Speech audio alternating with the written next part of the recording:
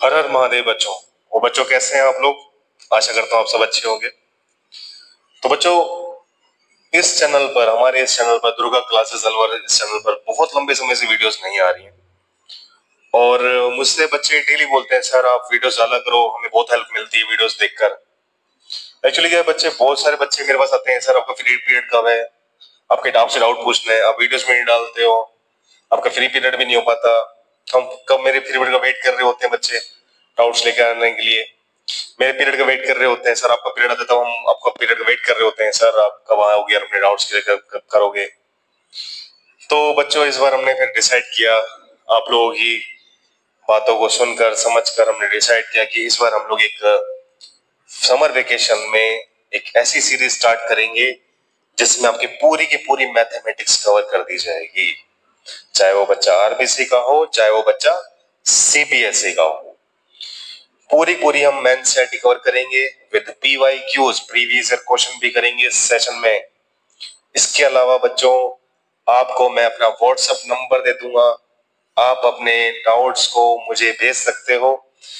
उन डाउट्स को मैं प्रॉपर लिस्ट कर लूंगा, इस तरह से लिस्टेड करेंगे, इस तरह से नोट डाउन करेंगे ताकि चैप्टर वाइज उसको सेटलमेंट कर सके। जब मैं चैप्टर 1 करा रहूंगा तो आपके चैप्टर 1 के सारे डाउट्स उठा लिए जाएंगे। आपके कितने भी डाउट्स हैं, मुझे नहीं पता कितने डाउट्स हैं, सारे डाउट्स आपके उठा लिए जाएंगे। चैप्टर 2 कराएंगे, चैप्टर 2 के डाउट्स उठाए जाएंगे, चैप्टर 3 कराएंगे तब चैप्टर 3 के डाउट्स उठाए जाएंगे। सारे के सारे डाउट्स आपके कवर कर दिए जाएंगे इस चैनल पर। तो बच्चों, ये जो सीरीज चलने वाली है, ये सीरीज सिर्फ समर वेकेशन नहीं, ये सीरीज बेटा पूरे साल चलेगी और विश्वास करना, ये वीडियोस तब तक आपके पास आती रहेंगी जिस दिन आपको बोर्ड एग्जाम ओवर होगा, तब तक आपके पास वीडियोस आएंगी। और आपका मोटिवेशन मुझे और ज्यादा मोटिवेट करेगा, आपका सपोर्ट मुझे और ज्यादा मोटिवेट करेगा। आप लोग को मेरी वीडियो से जितना बेनिफिट मिलेगा, मुझे उतना ज्यादा मोटिवेशन होगा।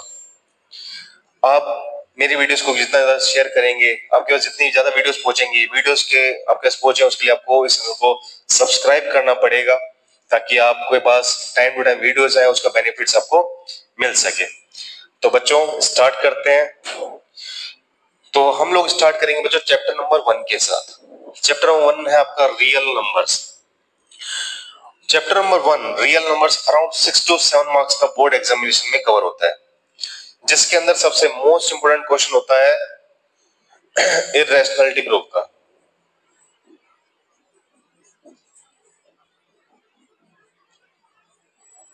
इसका प्रूफ आपके पास आता है, इररेशनैलिटी प्रूफ का क्वेश्चन आता है, बहुत इंपॉर्टेंट क्वेश्चन है, हर साल देखने को मिलता है ये बच्चों क्वेश्चन। सेकंड, एचसीएफ के क्वेश्चंस हमें मिलते हैं, इसके एलसीएम के क्वेश्चंस मिलते हैं हमें।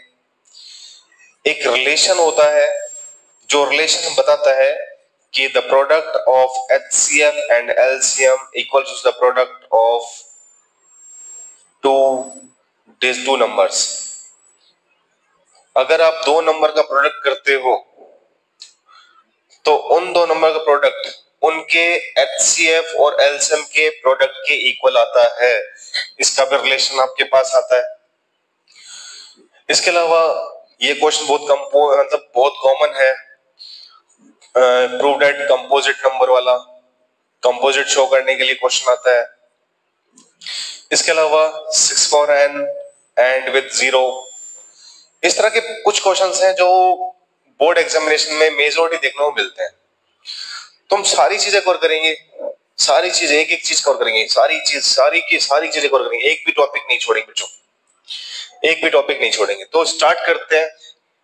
इसका स्क्रीनशॉट ले लो ताकि आपको पता कर सके कि हम लोग क्या क्या चीजें कवर कर लेंगे, क्या क्या चीजें हमें कवर करनी है। चलो बच्चों, स्टार्ट करते हैं। तो बच्चों, आज हम लोग करने वाले हैं इररेशनैलिटी प्रूफ के क्वेश्चंस। क्वेश्चन है आपके पास, prove that 6 that under root 5 is an irrational number. तो जैसा कि आप लोग बच्चों जानते हो, रूट 5 एक इररेशनल नंबर है। √5 एक इरेशनल नंबर है, लेकिन हमें यही बात बोली गई कि शो करो कि √5 इरेशनल नंबर है। तो इसके लिए हमें यूज करना होता है कॉन्ट्राडिक्शन मेथड। कौन सा यूज करते हैं? Contradiction method. तो इसमें हम कॉन्ट्राडिक्ट कर रहे होते हैं, इसमें हम लोग कॉन्ट्राडिक्ट कर रहे होते हैं। हम लोग एज्यूम कर लेंगे कि भाई √5 एक इरेशनल नंबर है ही नहीं, √5 is just a rational number. और आप लोग जानते हो कि रैशनल नंबर को अपन p अपॉन q की फॉर्म में लिख सकते हैं, where q is not equal to 0। Clear है? तो उसी बात को करते हैं, सॉल्यूशन आते हैं। Let √5 is an rational number. हमने एज्यूम कर लिया √5 एक रैशनल नंबर है। So √5 can be written on the form of a upon b, where a and b are coprime. अच्छा, ये लाइन लिखना बहुत जरूरी बच्चों। पहले समझो कोप्राइम क्या होता है और हमने ये लाइन लिखी क्यों। कोप्राइम क्या होता है? ऐसे नंबर जिसका हाईएस्ट कॉमन फैक्टर क्या हो, 1 हो। ऐसे दो नंबर जिनका हाईएस्ट कॉमन फैक्टर HCF 1 आता है, उसे हम लोग कोप्राइम नंबर बोलते हैं। या ऐसा बोल सकते हैं द सिंपलेस्ट फॉर्म, ठीक है, the simplest form of the number, जिसको हम लोग आगे और ज्यादा रिड्यूस नहीं कर सकते। रिड्यूस करने में जो सिंपलेस्ट फॉर्म बचेगी ना, वो कोप्राइम नंबर्स होते हैं, क्योंकि आगे कटेगा ही नहीं वो। जैसे कि 3/5, कोई ऐसा नंबर ही नहीं है जिसमें 3 भी आता हो, 5 भी आता हो 1 के अलावा, तो ये कोप्राइम नंबर्स हैं। 4 और 5 भी कोप्राइम नंबर है। क्यों है? क्योंकि कोई भी नंबर ऐसा है ही नहीं जिसमें 4 भी आता हो और 5 भी आता हो 1 के अलावा। क्योंकि मैंने क्या बताया बच्चों, कोप्राइम नंबर क्या होता है? The number which has HCF as 1। ठीक है, कोप्राइम नंबर्स क्या होते हैं? Numbers which have 1 as its HCF। ऐसा नंबर्स का HCF क्या हो, 1 हो, उसे हम लोग कोप्राइम नंबर बोलते हैं। ठीक है बच्चों, मतलब किसी और से डिवाइड नहीं होना चाहिए, 1 से डिवाइड होना चाहिए सिर्फ ये। ठीक है, दोनों number which have 1 as its HCF, जिनका हाईएस्ट कॉमन फैक्टर क्या बच्चों, 1 हो। अब बच्चों बात को समझते हैं। हमने √5 को क्या माना, रैशनल माना, और रैशनल है तो p अपॉन q की फॉर्म में लिख सकते हैं। कंडीशन रखना a and b coprime numbers है बच्चों। कोप्राइम नंबर समझते हैं ना? क्लियर है, चलो आगे बढ़ते हैं। अच्छा बच्चों, अंडर रूट हटाने के लिए क्या करते हैं हम लोग? स्क्वायर ऑन बोथ साइड, दोनों साइड हम स्क्वायर करेंगे। √5 का स्क्वायर 5, a स्क्वायर अपॉन में b स्क्वायर। क्लियर बच्चों? अच्छा बच्चों, b स्क्वायर क्या डिवाइड है, वहां जाएगा तो मल्टीप्लाई में, तो 5b square equals to a square. 5 multiply में तो वहां शिफ्ट होकर क्या हो जाएगा, डिवाइड में। इक्वेशन फर्स्ट बच्चों, इक्वेशन फर्स्ट समझ में आई? बहुत इजी कॉन्सेप्ट है भाई। हमें बोला गया कि √5 इरेशनल शो करो, हम लोग जानते हैं कि √5 एक इरेशनल नंबर है, तो इसलिए हमें क्या यूज करना है, कॉन्ट्राडिक्शन मेथड यूज करना है।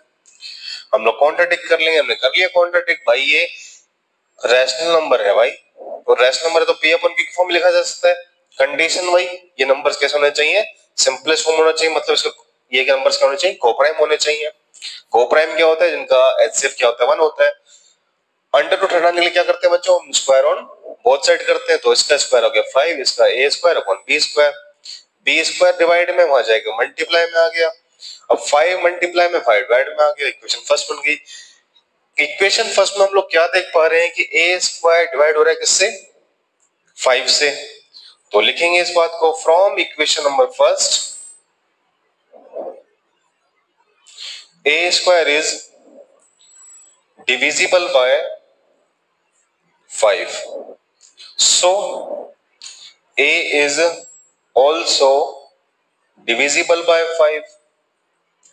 भाई जब a स्क्वायर डिवाइड होगा 5 से, तो a भी डिवाइड होगा कि नहीं होगा 5 से? यहां तक क्लियर बच्चों? जब a स्क्वायर डिवाइड होगा तो a भी डिवाइड होगा 5 से। अब हमें मालूम है कि a क्या है, डिविजिबल है किससे, 5 से, मतलब a जो है 5 का फैक्टर है। तो a क्या होता है, 5 1 जा 5 भी हो सकता है, 5 2 जा 10 भी हो सकता है, 5 3 जा 15 भी हो सकता है, 5 4 जा 20 भी हो सकता है।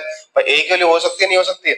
लेकिन हमें वही मालूम ही नहीं है कि ए को हमें ए 5 1 जा लेना है, 5 2 जा 5 3 जा, तो हम क्या एज्यूम कर लेंगे, लेट ए इक्वल्स टू 5 सी।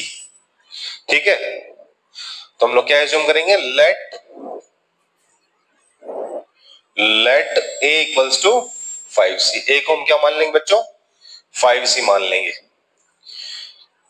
अब क्या करेंगे, put value of A in equation number first. Equation first में आप ए की वैल्यू पुट करेंगे। यदि equation first B square as it is equals to A की जगह 5c, ए का स्क्वायर है तो स्क्वायर लगाएंगे अपॉन में 5, b square equals to 25c square upon में 5, कैंसिल करेंगे तो b square equals to 5c square. 5 divide है वहां जाएगा तो मल्टीप्लाई में जो है तो वो डिवाइड में चला जाएगा। तो हम लोग क्या देख पा रहे हैं इक्वेशन नंबर थर्ड के अंदर, ये इक्वेशन सेकंड है आपकी, ये इक्वेशन थर्ड है। इक्वेशन थर्ड में आप लोग क्या देख पा रहे हैं, b square is divisible by 5। लिखेंगे स्टेटमेंट को from equation number third, b square is divisible by 5। So